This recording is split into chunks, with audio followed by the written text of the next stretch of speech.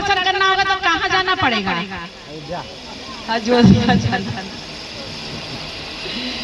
है, तो अयोध्या जाना पड़ेगा हमको दर्शन। लेकिन परमेश्वर का दर्शन करना है तो हमें यही दर्शन हाथ श्वासों से कर लेंगे। एक जोरदार ताली बजाएंगे।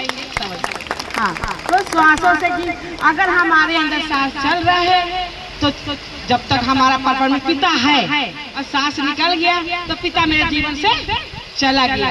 लेकिन अगर परमेश्वर में रहते रहते ये सांस निकल जाएगा तो जो आत्मा है अजर अमर, वो आत्मा बच जाएगी। शरीर तो नाशवान है, शरीर नाशवान है, लेकिन आत्मा हमारी बच जाएगी। परमेश्वर में रहते रहते अगर हम मर जाएंगे तो, परमेश्वर से अगर हम दूर हो जाएंगे तो नहीं बचेगा। तो जैसे कि परमेश्वर ने हम लोग कैसे चुना है, कैसे चुना है, जैसे कि हम एक चीज बताएंगे कि जैसे एक देवरानी जेठानी थी, एक देवरानी जेठानी थी और दोनों बहुत लड़ती थी। तो जेठानी ऐसे बोलती थी, खूब गाली, जेठानी बोलती थी, गाली देती थी, जो भी बोलती होगी। लेकिन देवरानी क्या करती थी कि ऐसे ऐसे धीरे से ऐसे ऐड दे रही थी। तो वो जेठानी देख के और चिड़चिड़ के खूब बोले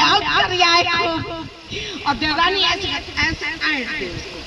तो इतना तो इससे तो मोहल्ले के लोग आ गए, अरे इतना इसे क्यों जेठानी अकेले चिल्ला रही है, आए क्या बात हो गई। मोहल्ले के लोग इकट्ठा हो गए और वो खुद चिल्लाए जा रही है, वो ऐसे धीरे से ऐठे जा रही है। अब क्या हुआ कि जो है उन लोगों ने सब मोहल्ले में कहने लगे कि ये तो जेठानी तो बहुत बेकार की है, वो तो देवरानी बिल्कुल बोल भी नहीं है कुछ भी, और ये तो बोले जा रही है, बहुत बेकार की लेडी है। तो परमेश्वर पिता ने क्या कहा है कि जो लोग पीसते हैं वो नहीं चुने जाएंगे, जो पिसाते हैं वो चुने जाएंगे। तो देवरानी ने भी पाप किया और जेठानी ने भी पाप किया, लेकिन इसमें कौन चुना जाएगा?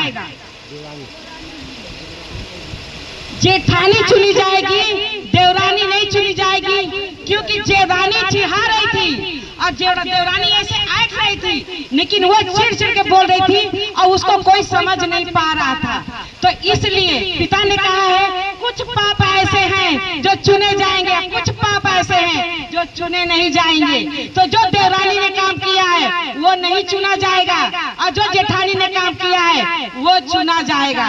तो पिता को बहुत धन्यवाद करते हैं यीशु के नाम में कि पिता हमारा महान है और पिता के लिए कोई भी काम कठिन नहीं है।